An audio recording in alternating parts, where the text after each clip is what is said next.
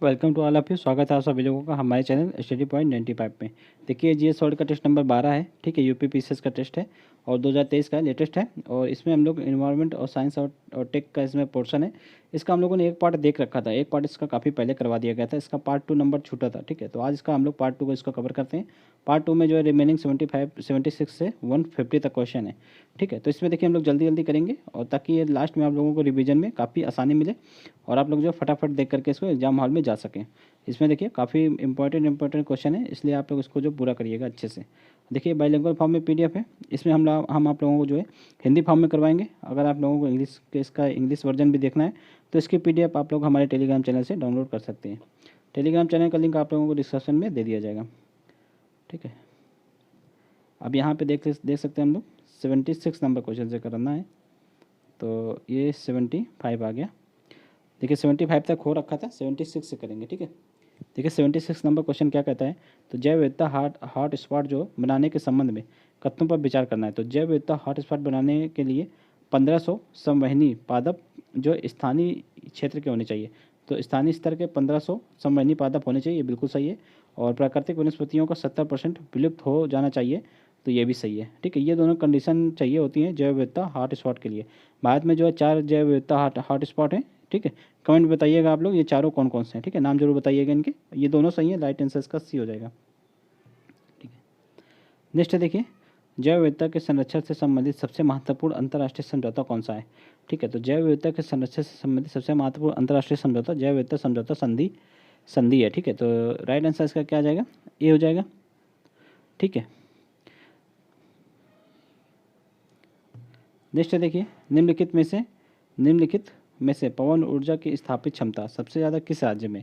तो पवन ऊर्जा की स्थापित क्षमता सबसे ज़्यादा जो है तमिलनाडु में, ठीक है। राइट आंसर इसका क्या हो जाएगा, डी हो जाएगा। नेक्स्ट है एथेनॉल मिश्रित पेट्रोल यानी कि ईबीपी कार्यक्रम के संबंध में कथनों पर विचार करना है। देखिए सरकार ने 2022 तक 10% एथेनॉल सम्मिश्रण और 2030 तक जो है 20% सम्मिश्रण का लक्ष्य रखा है, ठीक है। तो ये लक्ष्य बिल्कुल सही है। नेक्स्ट सरकार ने इथेनॉल प्राप्त करने के लिए गन्ना, मक्का, फल, सब्जियों के अपशिष्ट, बाजरा आदि खाद्यान्नों को शामिल किया है, जो कि 2014 तक गन्ने तक सीमित था। ये भी सही है, ठीक है। इसमें अब देखिए गन्ना के साथ साथ मक्का, फल और सब्जियां के जो अपशिष्ट हैं, बाजरा, ये सब शामिल कर लिया गया है, ठीक है। दोनों सही है इथेनॉल के संदर्भ में। राइट आंसर इसका सी हो जाएगा। नेक्स्ट देखिए, हाइड्रोजन को ईंधन के रूप में प्रयुक्त करने के संदर्भ में कौन सी प्रमुख एक जो है समस्या उत्पन्न हो रही है। तो इसको देखो, हाइड्रोजन को जो है फ्यूचर का ईंधन भी बोला जाता है और हरित ईंधन भी इसको बोला जाता है। लेकिन इसमें एक समस्या प्रमुख ये आ रही है कि जो हाइड्रोजन को उत्पादित करने की जो प्रक्रिया है वो काफ़ी खर्चीली है, ठीक है। ऊर्जा खर्च, मतलब हाइड्रोजन को उत्पादित करने में ऊर्जा खर्च अधिक होती है, इसलिए राइट आंसर इसका क्या हो जाएगा, सी हो जाएगा।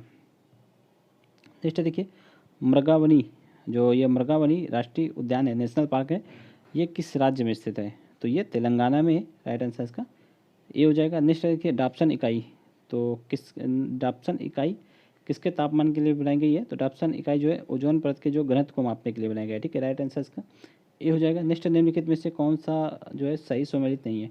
और इसमें देखिए 3 सही सम्मिलित हैं, एक नहीं है। जैसे कि Mouling national park, Mouling national park, तो ये कहाँ पे है, ये अरुणाचल प्रदेश में, बिल्कुल सही है। सेंट्रल पीक नेशनल पार्क, ये अंडमान निकोबार द्वीप समूह में, ये भी सही है। बेतला नेशनल पार्क, ये उड़ीसा में है, ठीक है। तो बेतला के संदर्भ में गलत है।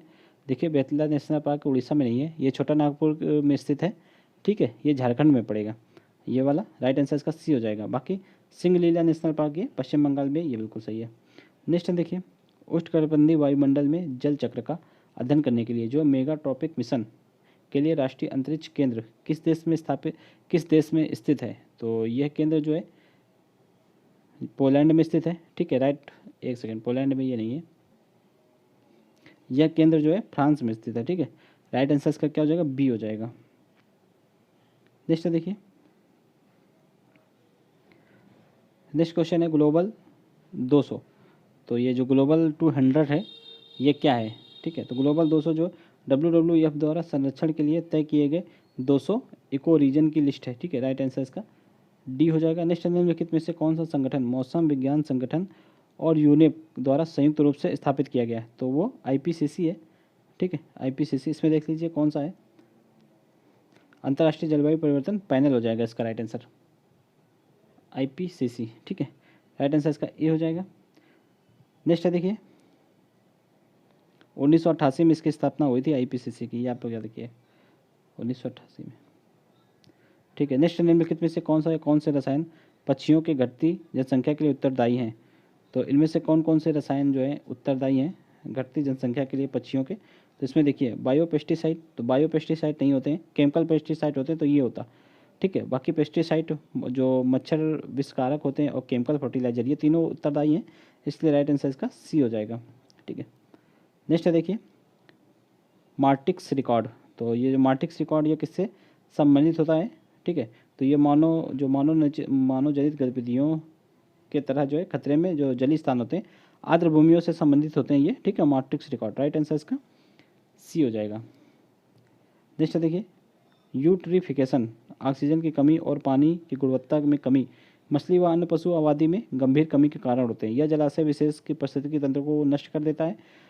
तो ये किसका कारण निम्नलिखित में से क्या है? इसका कारण निम्नलिखित में से क्या है? जब देखिए जब जल निकाय प्रदूषित हो जाते हैं, प्रदूषण में वृद्धि नहीं, जब वहाँ पोषक तत्व जब रासायनिक पोषक तत्वों और नाइट्रोजन तथा फास्फोरस युक्त यौगिकों में जब वृद्धि हो जाती है तो वहाँ पे जो वाटर होता है उसमें एल्गी वगैरह काफ़ी बढ़ जाते हैं, तो उससे एल्गी वगैरह को ऑक्सीजन चली जाती है सारी, तो वाटर में ऑक्सीजन डिमांड जो है बढ़ जाती है, इसलिए वाटर जो है प्रदूषित हो जाता है। राइट आंसर इसका बी हो जाएगा। ठीक है, यूट्रिफिकेशन के बारे में।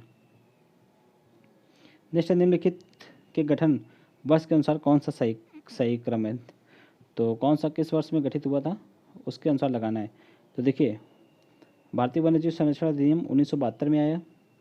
ठीक है, भारतीय वन नीति 1988 में आई। प्रोजेक्ट राइनो की शुरुआत कब हुई थी? तो प्रोजेक्ट राइनो 2005 में लॉन्च किया गया था। ठीक है, और पर्यावरण संरक्षण अधिनियम 1986 का है। तो इसमें देखिए सबसे पहले क्या आएगा? सबसे पहले आएगा एक यानी कि भारतीय वन्यजीव संरक्षण अधिनियम 1, 2, उसके पश्चात 4, 3, 1, 2, 4, 3 तो किसी में नहीं है। इसमें देखिए सबसे पहले आएगा 1 के पश्चात आएगा 4। ठीक है, यहाँ पे 2 नहीं आएगा, 2 तो 88 है, ये 86 है, तो 1, 4, 2, 3 आएगा। ठीक है, राइट आंसर इसका डी हो जाएगा। नेक्स्ट क्वेश्चन की ओर बढ़ते हैं। नेक्स्ट देखिए पर्यावरण के 4 प्रमुख घटक कौन कौन से हैं? ठीक है, तो पर्यावरण के जो 4 प्रमुख घटक हैं उनमें देखिए लिथोस्फीयर, जलमंडल, वातावरण और बायोस्फीयर, ये सभी हो जाएंगे। राइट आंसर इसका सी हो जाएगा। ठीक है, नेक्स्ट देखिए मानव क्रियाकलापों द्वारा परिवर्तित पर्यावरण क्या कहलाता है? अगर मानव क्रियाकलापों द्वारा जब पर्यावरण परिवर्तित हो जाता है तो मानव जनित पर्यावरण कहलाता है। ठीक है, राइट आंसर इसका डी हो जाएगा। नेक्स्ट उत्तर प्रदेश का सबसे बड़ा पक्षी अभ्यारण्य कौन सा है? उत्तर प्रदेश के बारे में बात हो रही है तो ये लाख बौसी अभ्यारण्य है। ठीक है, राइट आंसर इसका डी हो जाएगा। नेक्स्ट है उत्तर प्रदेश में समानता किस प्रकार की जलवायु पाई जाती है? तो उत्तर प्रदेश में जो जलवायु पाई जाती है वो समानता उष्णकटिबंधीय मानसूनी जलवायु होती है। ठीक है, राइट आंसर इसका बी हो जाएगा। उत्तर प्रदेश में प्रथम वन नीति की घोषणा कब की गई थी? जो उत्तर प्रदेश में जो प्रथम वन नीति की घोषणा की गई थी वो 1952 में की गई थी। ठीक है, राइट आंसर इसका बी हो जाएगा। नेक्स्ट देखिए आरक्षित वन और संरक्षित वन के बारे में देखिए कौन कौन से कथन जो है सही है। तो देखिए आरक्षित वन पूर्णतः राज्य के नियंत्रण में होते हैं और वनों की कटाई और पशुचारण इनमें जो प्रतिबंधित होता है पूर्ण रूप से, ये सही है। इनका नियंत्रण राज्य सरकार के अधीन होता है। इनमें जो ईंधन की कटाई व पशुचारण पर प्रतिबंध जो है नहीं होता, ये भी सही है। दोनों सही है, राइट आंसर इसका सी हो जाएगा। नेक्स्ट देखिए उत्तर प्रदेश सरकार द्वारा ऑपरेशन ग्रीन योजना का संचालन वन क्षेत्रों में विस्तार हेतु कब से किया जा रहा है? ठीक है, तो ऑपरेशन ग्रीन योजना तो ये 2007-8 से चल रही है। राइट आंसर इसका ए हो जाएगा। सूची एक को सूची 2 से सम्मिलित करना है। ठीक है, सूची 1 है देखिए ये चीड़ है। अब ये देखिए ये जो है वन उत्पाद है। ठीक है, ये वन उत्पाद हैं और ये वन की वनस्पतियाँ हैं। ठीक है, कौन सी वनस्पति से कौन सा उत्पाद प्राप्त होता है उसको यहाँ पर जो है मैच करना है। देखिए चीड़ के पेड़ से क्या मिलता है? तो तारपीन का तेल मिलता है, तेंदू पत्ता ये बीड़ी बनाने का काम आता है, भोजपत्र ये प्राकृतिक कागज़ के बनाने में काम आता है और खैर ये कत्था बनाने का काम आता है। तो इसका राइट आंसर क्या हो जाएगा? 2, 3, 4, 1 हो जाएगा। 2, 3, 4, 1 राइट आंसर इसका डी हो जाएगा। नेक्स्ट देखिए सूची को सूची 2 से सम्मिलित करना है। ठीक है, ये देखिए ये डिस्ट्रिक्ट के बारे में यूपी की और ये उद्योग हैं, कौन सी डिस्ट्रिक्ट में कौन सा उद्योग जो है। तो देखिए बरेली में क्या है? बरेली में जो है माचिस और प्लाईवुड हो जाएगा। मेरठ में खेल का सामान, फिरोजाबाद में कांच की चूड़ियाँ, सहारनपुर में कागज। राइट आंसर इसका क्या हो जाएगा? 1423, 1414 के पश्चात 3 फिर 2 आएगा, 1432। राइट आंसर इसका ए हो जाएगा। नेक्स्ट है भारतीय वन्य जीव संस्थान की स्थापना कब और कहाँ की गई थी? ठीक है, तो भारतीय वन्य जीव जो संस्थान है इसकी स्थापना देहरादून में की गई थी 1982 में। ठीक है, राइट आंसर इसका ए हो जाएगा। ठीक है, नेक्स्ट है देखिए, निम्नलिखित में से उत्तर प्रदेश का कौन सा स्थल जो है यूनेस्को के विश्व विरासत स्थल में शामिल नहीं है? तो देखिए, इसमें उत्तर प्रदेश में जो है सारनाथ, वाराणसी, ताजमहल जो आगरा का है, ठीक है, और जो फतेहपुर सीकरी ये सभी शामिल है। झांसी का किला ये शामिल नहीं है। ठीक है, राइट आंसर इसका डी हो जाएगा। नेक्स्ट है देखिए, अब भारत की पहली और विश्व की चौथी नाइट सफारी परियोजना विकसित की जाएगी। तो ये जो है नाइट सफारी परियोजना ये कहाँ पे विकसित की जाएगी? ये विकसित की जाएगी ग्रेटर नोएडा में। ठीक है, राइट आंसर इसका ए हो जाएगा। निम्नलिखित कथनों पर विचार कीजिए। NEERI का अर्थ जो है राष्ट्रीय पर्यावरण इंजीनियरिंग अनुसंधान उपकरण है। ठीक है, तो ये देखिए ये सही है। जैसे देखिए, नागपुर में नीरी की स्थापना 1958 में हुई, ये भी सही है। नीरी भारत सरकार द्वारा वित्त पोषित और निर्मित किया गया, ये भी सही है। भारत में नीरी की 5 जो है क्षेत्रीय प्रयोगशालाएँ हैं। ठीक है, तो ये भी सही है। राइट आंसर इसका क्या हो जाएगा? सी हो जाएगा। नीरी के संदर्भ में सभी सही है। नेक्स्ट निम्नलिखित में से कौन सा कथन जो है गलत है? कौन सा कथन गलत है उसको यहाँ पे चिन्हित करना है। देखिए, DDT का जो पर्याय डाइक्लोरो डाइफिनॉल ट्राइक्लोरीन है। तो ये देखिए यहीं पे ये जो है गलत है। इसका जो है फुल फॉर्म होता है डाइक्लोरो डाइफिनॉल ट्राइक्लोरो इथेन होता है। ठीक है, ट्राइक्लोरीन नहीं होता, ट्राइक्लोरो इथेन होगा DDT का फुल फॉर्म। तो ये गलत हो जाएगा, यही इसका राइट आंसर हो जाएगा। बाकी सभी सही हैं, इनको आप लोग एक बार रीड जरूर कर लेना। ठीक है, नेक्स्ट है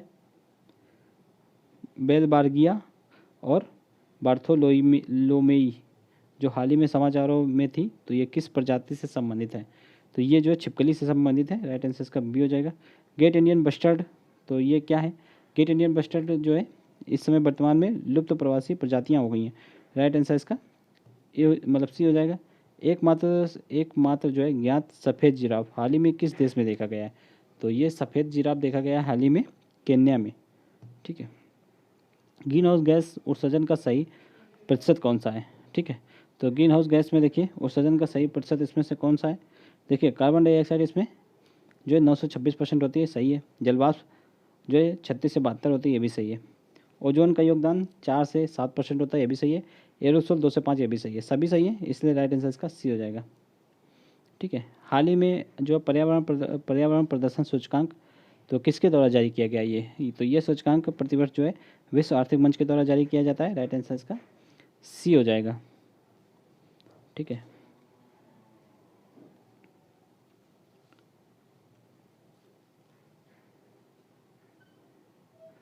नेक्स्ट देखिए, निम्नलिखित में से किसके लिए PM10 और PM2.5 सैम्पलर का उपयोग किया जाता है?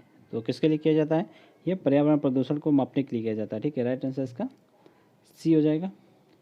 नेक्स्ट है, हाल ही में उत्तर प्रदेश में घाघरा नदी में छोड़े गए घड़ियाल किस प्रजाति के परिवार से हैं? तो ये किस प्रजाति के परिवार से हैं?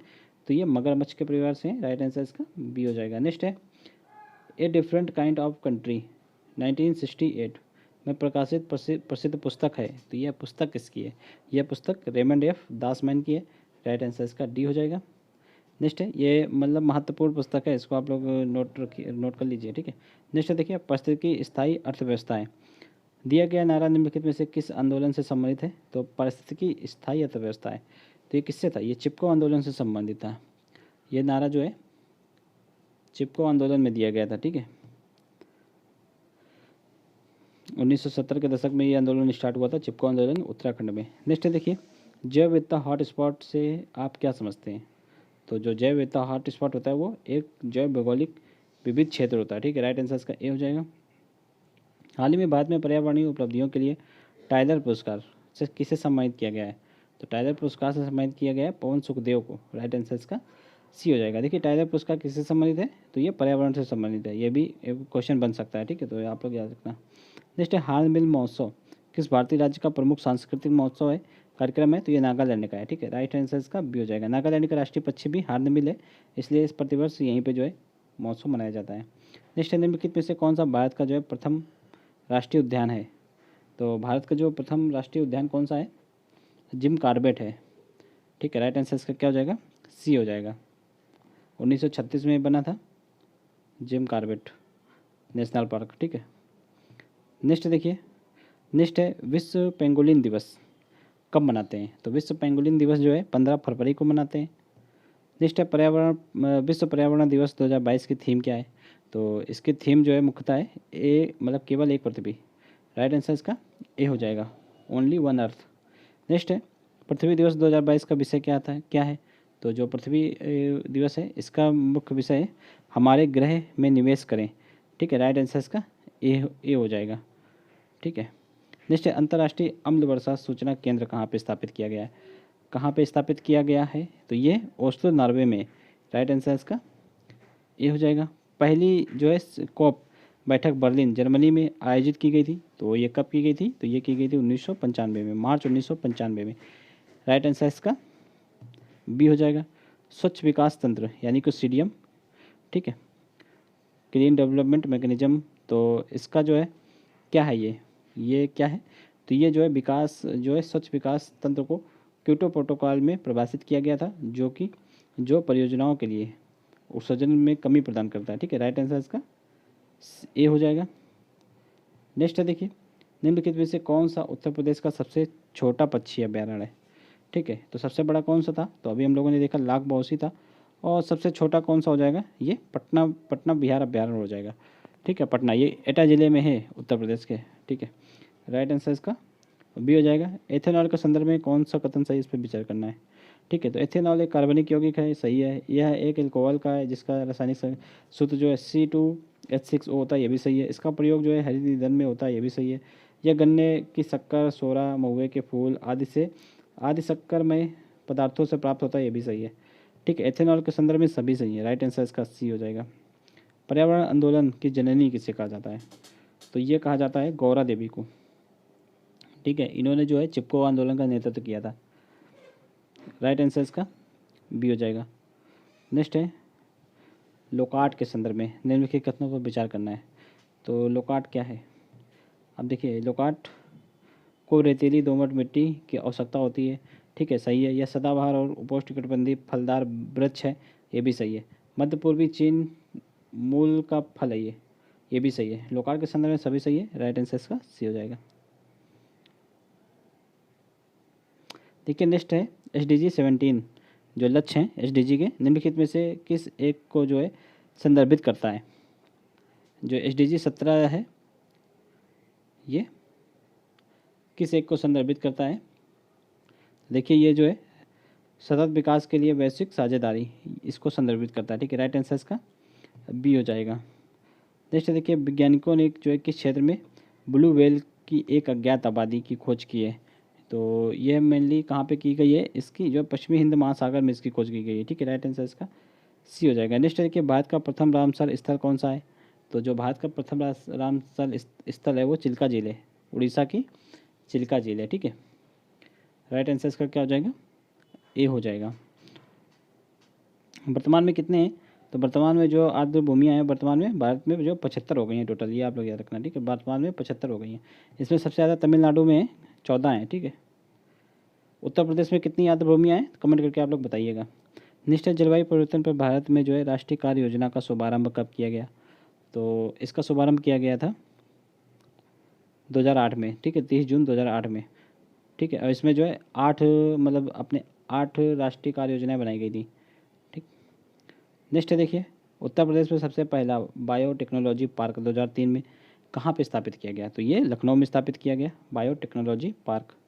नेक्स्ट है भारत का पहला पर्यावरण मंत्री कौन थे? भारत के प्रथम पर्यावरणीय मंत्री कौन थे?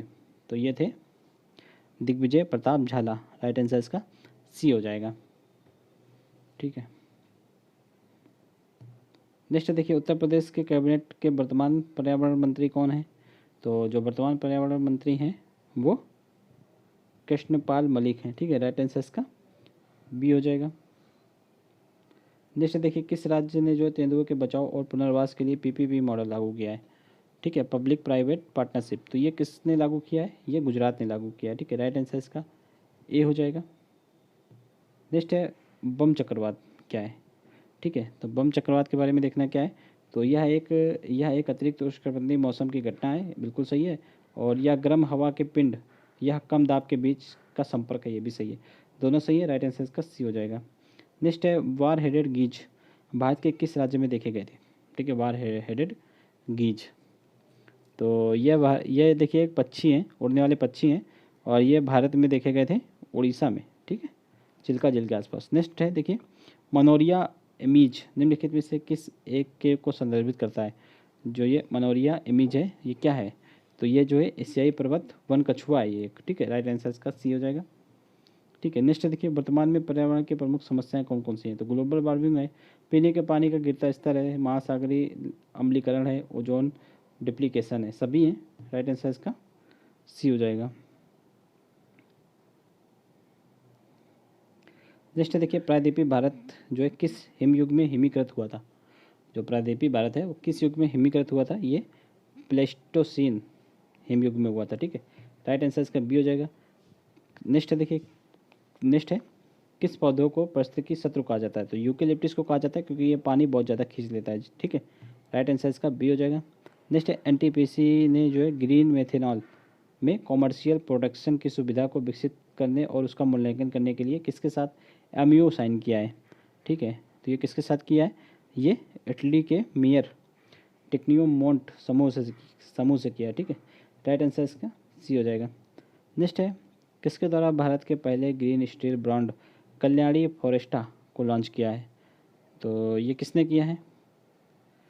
ये ज्योतिरादित्य सिंधिया ने किया है। राइट आंसर इसका बी हो जाएगा। ठीक है, नेक्स्ट देखिए, कौन सा एनर्जी ट्रेडिंग प्लेटफॉर्म देश का पहला कार्बन न्यूट्रल पावर एक्सचेंज बन गया है? तो ये देश का पहला जो है कार्बन न्यूट्रल एक्सचेंज है, कौन सा है? वो है India energy exchange. Right answer इसका सी हो जाएगा। नेक्स्ट है केरल के सीएम पिनाराई विजयन ने केरल में एक जो है सीड फार्म को भारत का पहला कार्बन न्यूट्रल फार्म जो घोषित किया है। सीड फार्म ये जो है कहाँ पे स्थित है? तो ये केरल के जो है थुरुथु में स्थित है। ठीक है, राइट आंसर इसका ए हो जाएगा। नेक्स्ट निम्नलिखित में से कौन सा तमिलनाडु का पहला जैव विविधता विरासत स्थल घोषित किया गया है? तमिलनाडु का पहला है। ठीक है, तो कौन सा है? अरिट्टापट्टी गांव।